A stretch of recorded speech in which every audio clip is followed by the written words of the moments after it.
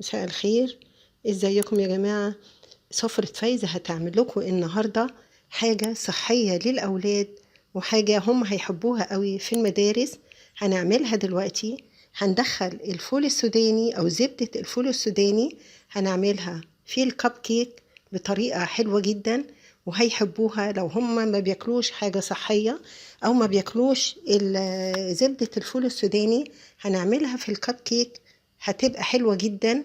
وفي نفس الوقت كل واحد ياخدها كده ممكن على الفطار في اللانش بوكس مع كوباية اللبن أو الشاي بلبن كده. هنعمل منها يعني المجموعة اللي احنا هنعملها هو المفروض ان هي مش هتحط عليها كريمة، بس انا هعمل كام واحدة كده للأولاد. لو هم في البيت ممكن نعمل عليها الكريمة، ونحط فيها برضو البينات باتر برضو، وعليها كده الصوص بتاعها، وهنحط عليها شوكولات شيبس حلوة جدا، ونحط عليها الأشكال بتاعت الأطفال اللي هي هتحببهم فيها ويقدروا ياكلوها. شايفين الشكل بتاعها حلوة جدا، والطعم بتاعها حلو قوي. هنبدأ دلوقتي مع بعض. انا طولت عليكم، لو اول مرة تشوفوني انا فايزة عبد الله.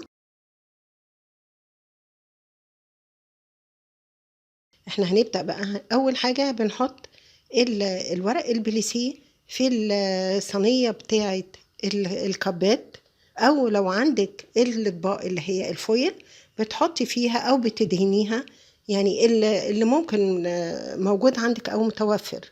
طبعا زي ما اتعلمنا اول حاجة بنشغل برضو الفرن، وهنبدأ بقى هننخل الدقيق. كوباية ونص من الدقيق هحط عليها معلقة كبيرة من البيكنج باودر، وهحط عليها ذرة ملح. هحطهم على جنب، وهبدأ بقى الخليط أو السوائل. هحط معايا البيضتين مش أكتر، هحط طالما في بيض هحط الفانيليا. هضرب البيض والفانيليا، وهحط عليهم كوباية من السكر. هنضربهم كويس، وبعدين هحط نص كوباية اللبن. هضرب برضو معايا ربع كوباية زيت. هنحط طبعا المقادير في صندوق الوصف. هنضرب بقى بقية الخليط كله كويس.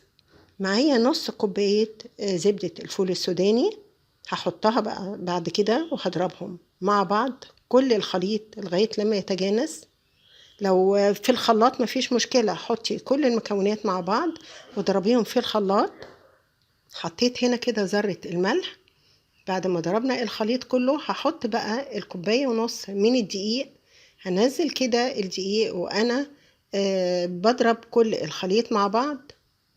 هحط نص كوباية من الشوكولات شيبس معايا كده بالايس كوبس. هحط على قد كل واحدة. لو مش موجودة ممكن نحط في الكيس الحلواني ونوزع الخليط. هو الخليط بتاعه بيبقى تقيل شوية.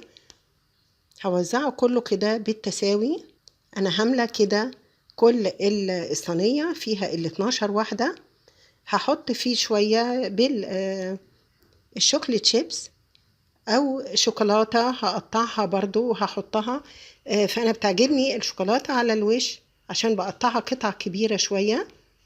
في معايا بعد ما عملت 12 واحدة الصينية كلها، في شوية زادوا، حطيت عليها معلقة كاكاو صغيرة، وحطيت يعني معلقتين لبن كده عليها، وهقلبهم كويس. هكملهم دول هيتعملوا في الاطباق الفويل او الكوبايات الفويل بالشكل ده. طلعوا 3 وحدات. هحط كل المجموعة دي انا حطيتها بقى في الفرن على درجة حرارة 180. هتاخد حوالي تلت ساعة. انا معايا في الوقت دون. لو انت حابة تعملي الكريمة اللي هي على الوش كشكل كده للأولاد، حطيت ربع كوباية كريمة باودر، كريم شانتيه. لو انت ممكن تحطي كيس كريم شانتيه.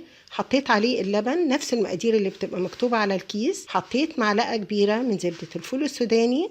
حطيت معلقة سكر بودر. هضربه كله مع بعض. حطيت لبن.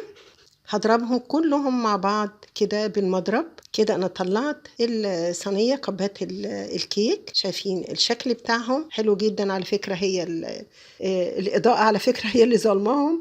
الإضاءة غامقة شوية، بس هو اللون بتاعهم حلو جدا وهشين قوي، وريحتها بقى يعني الحقيقة فظيعة. هعمل كده بالكريمة على كذا واحدة بس مش أكتر، وبعدين ممكن أحط عليها صوص كده، أنا سيحته كده في الميكرويف يتحط كده بس يدي شكل. وممكن معايا في الحاجات اللي هي في الستيكس كده بتاعت الاولاد، ممكن تفرحيهم بيها اذا كانت بنات او ولاد اللي هم في KG، ممكن تحطها لهم. يعني متاحة عندي كذا حاجة ممكن تعمليها للاولاد تفرحيهم بيها.